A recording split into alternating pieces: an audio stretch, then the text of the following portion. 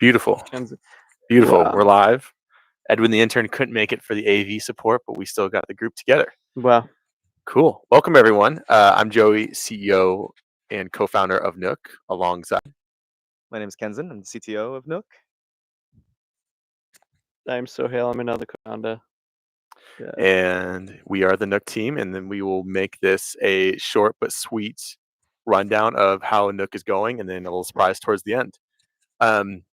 So big news in terms of how we've been doing the growth side. We've been adding a ton of customers, but we also reached a big milestone in terms of trust. Kenzen, Sohail, would you like to share more about that milestone? 50 million. Oh, yes. Yeah. So recently, just a couple days ago, we crossed 50 million in transactions going through Nook. So that's users depositing money on there, and then we would rebalance it for them based off whatever is the highest rate currently available to them. So we want to make sure people always have access to the highest rate of the pools that we're working with right now. Yeah. And Sohail, that's not easy to do. Why is that a big deal in terms of like 50 million, and what kind of goes into that? I mean, it's technically, you got to make sure that the money is moved on how the users want their money to be moved correctly, and it's in the right pool. But I think what's exciting here is that basically Nook users have the highest APY, and they're getting the best rates, and they don't have to manage it themselves. So it's currently 10%. It's been 10% for a few weeks, maybe a month now. So looking quite good. Yeah. Rates have been high, above 10% past few weeks, and shooting sometimes above 15, 20%, which is awesome. The 50 million milestone, I think, how do customers react to Nook when they first hear about it? Why do you think this milestone helps, or do you think it really means anything to customers at all?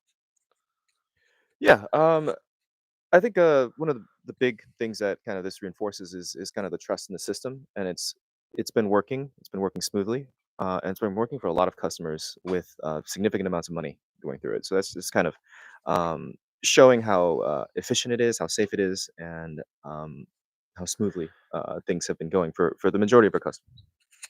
Can I add on is the first user experience. After speaking to a lot of people, I think, especially over the last month, a lot of people are like, how is this possible? Like, how are you getting 10%, which is like essentially, the 30-year SPY average? And, when crypto starts going up, people start taking leverage. People start doing funky things. The prices of the incentive tokens go up, so your rewards bonuses increase. But it's legit. Like you're getting 10%. Yeah. And then do you want to explain the kind of on the how part? There's two parts to it, right? There's the Nook app, but then there's what powers the Nook app in the background. You kind of want to differentiate and explain a little bit between the Nook iOS app, but then also what's underneath it. I mean, the Nook iOS app, basically, it's a self-custodial wallet. And you basically set your preferences, what protocols you want to be in. And on the back end, we're just moving you around these different protocols. So we hook you up into currently 4 different protocols. It's 2 Morpho protocols. So there's Moonwell, Vault, and Seamless. And then there's the Moonwell base USDC protocol, and there's AAVE. Not much is in AAVE at the moment because the rates have been a lot lower. But the other 3 have significant amounts of money through Nook. And that's basically, a lot of the back end is really just the blockchain. Yeah. So we don't really do anything outside of making sure that we follow what the user tells us and which protocols they want to be in, and that's it. Yeah. So 50 million through Nook, but I would imagine, I mean, we know there's over 60 billion in total deposits through our partners and on the blockchain. And so they're doing millions of transactions and hundreds and millions of transactions on their own. So, but the two together are very powerful. You mentioned an important point, Sohail, around your wallet and control. Other platforms offer a similar value prop, high returns, but can you share about how your Nook wallet is yours?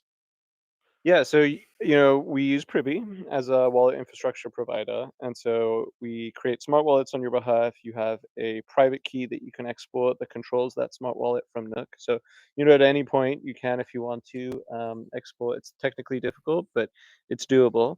and you have control over your own money. So that's kind of we're not a custodial solution. We Right. basically, you give us instructions on what you want to happen on your wallet, we do them for you. But outside of that, it's yours and it's your Right. control. Which is different from some other apps and kind of solutions in the space in terms of you give them your money and they kind of decide what's best for you, Right. which can sometimes work, but also can Right. lead to disastrous results. And that's more the power of Nook is we do what you tell us to and nothing more, nothing Yeah. less. Yeah. Cool. Do you want to tell us about the design, Joey? I'm actually so Yeah. Joey is our wonderful designer here, and I maybe throw back a question at you. Like, what is the experience of designing Nook? How did you design on the brand? How did you design? How did you think about the user interface, and how's that led to the user experience that people are going through? Yeah, absolutely. I think an important design kind of framing that has been helpful for me over time and with Nook is progressive disclosure. And what that means is with a progressive disclosure or a progressive kind of onboarding, we want things to start super simple at the beginning for anyone. And so we want Nook to be for everyone trying to access these higher savings rate, and it should feel like a simple app, as simple as any other modern finance app like Cash App, or as simple as using Instagram or um, a top consumer app. And so it should be simple at the top, but you should also be able to get the information you want at the bottom, right? And I think so many apps do one or the other. They're either very simple, but they obfuscate the information in the back, or they are very complex and they show all that information up front. And we don't want either of those. We want both through this kind of progressive format. So when you log into the Nook app, it should be extremely simple in terms of you understand how much you deposited, how much you're currently earning, and how much you've earned. Those are the three kind of main stakes. But you should be able to also go into more detail. And so what Kenzen and Sohail built in terms of bridging between this app and the blockchain is actually very robust. And you should be able to understand that and learn more about how that works. And that's where the app kind of tries to balance the two. And so we're going to kind of keep working on those two goals, simple as possible in the front, but very robust and powerful if you want to learn more or control more in the back. Which brings us to our second kind of topic, which is we've made it more powerful in the back. What is this latest update around the adding of a new pool? Yeah, you're referring to Moonwell, Morpho, yeah. Yes. Yeah, so we are going to be working towards this constant beat of adding additional protocols with uh, to Nook. We basically just screen by highest TBL and APY, and we take suggestions from the community as well. So if you have any pools that you'd like to be in, join our Telegram or ping us on Twitter. But we're planning on adding. We want to provide as much optionality to the users. It's just a matter of integration, making sure that these things are audited. But otherwise, it's going to be a standard set. Moonwell is our fourth one. We're working on a fifth one, hopefully coming soon. Yeah, I think we want users to have much choice as possible. Yeah. And something that we dug a bit deeper on with one of those vaults is Optimism and rewards on other chains. Yeah. Do you want to share more? Yeah, I Kenzen? can go into that very quickly. So, interestingly, so the Morpho, so the way these rewards work, I think a lot of people, this 10% is broken down. Let's say 7% is the base rate that the borrowers pay, but then the additional 3% comes in the form of incentives from governance tokens from either Morpho or Moonwell, or Aave doesn't provide any at the moment, but basically that's how it works. So, like, let's say 3%. Recently, at the beginning of August, Morpho announced that Optimism would be providing them with a grant to boost their USDC balances, which is why you see consistently on Nook at the moment the Optimism. I'm sorry, the Morpho vaults are actually higher.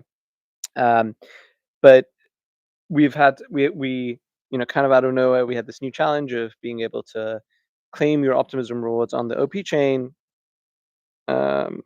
swap them, bridge them, and redeposit them back into the app. So we recently went live with that. Users should be seeing a nice little bump in their earnings. Took us a few days to dot our I's and cross our T's. Yeah. But we got there. Yeah, and it's from a user experience perspective, it might sound simple that, oh, we just went to this other chain and grabbed these extra rewards for you, but it's really actually difficult even for a user outside of the Nook app. So if you want to do this on your own, which you totally can, you have to switch change. You have to claim. It's really kind of like an Easter egg hunt to find these outside of Nook, which is doable, but it takes a lot of time. So I think even this if is you great. knew what you were doing, Yeah. you'd have to spend 15 minutes every day doing this. Yeah. 15, 20 minutes, and like Nook just Yeah. And there are days where I forgot I had money over here, or I forgot about this wallet, and it becomes just scattered. And I'm actually scared to know how much money I've forgotten about across these different Talk chains about and it. protocols. Awesome. We have a couple more things to share. You want to add? Yeah. About Android? You want to ask me about Android? Yeah, I was gonna say, what is next for Nook in terms of developing the product and big milestones? Yeah. What do I want to speak to on Android? Just tell them about the news today. Yes.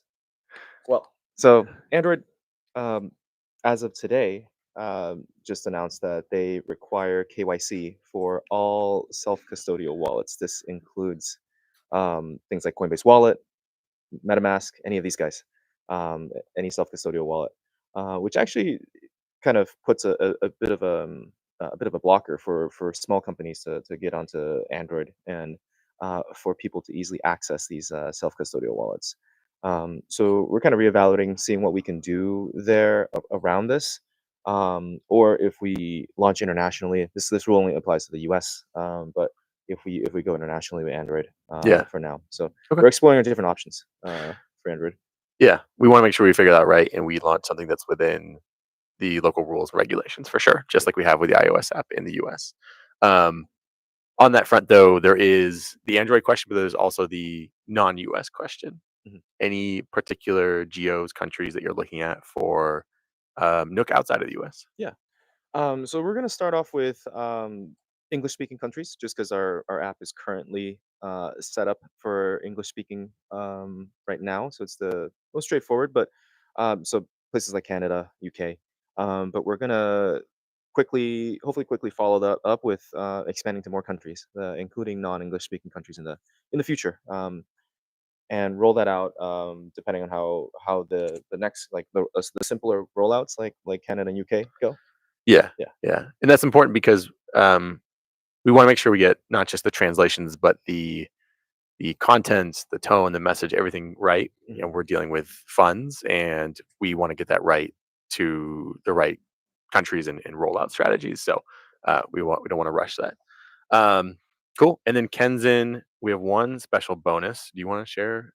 Yeah, so we are going to be announcing a 10% APY bonus. So um, so that's on top of your existing 10%. So you'd actually right, which is the current rate right now um, for the vaults on Morpho. So you'd be getting a 20% bonus for a short period of time, just for the next 10 days. We might roll out additional bonuses going forward. But for the next 10 days, we're going to be boosting those APYs up to 20% total. Are there limits? There will be limits. This will be on the first $10,000 of your deposits. We won't be able, if you put $10 million. We can't. We unfortunately we're a small startup. Cannot boost that kind of size. But for most consumers, they should be receiving a nice Yeah. bonus from that. But that's big. I mean, if you put $100,000 on and $20,000 of it is, we got a few comments. Someone gave us $2. We appreciate it. Hell yeah. Thank you for people who donated. I don't think Thank we you, Ro. need the money. We'll give it back to our customers, but thank you. Yeah, but if you put in $100,000 and $90,000 of that is earning at 10% through Nook, and then the other $10,000 earning at 20%, that's a very good blended average, and that's hopefully one of many that we're aiming for to get started with Nook. So we're excited about that. Cool. Anything else to share, guys? We want to talk about moving our own assets into the company assets. Not now. Not yet. Future announcement. We have some more future announcements. We all personally have our money obviously on Nook, but we're excited to share more in the future. Thanks everyone for joining us. And whoever gave us the $2 in deposits, Thank you. thank you so much. We're gonna go buy an ice cream with that and go celebrate. Cheers. See y'all. Bye.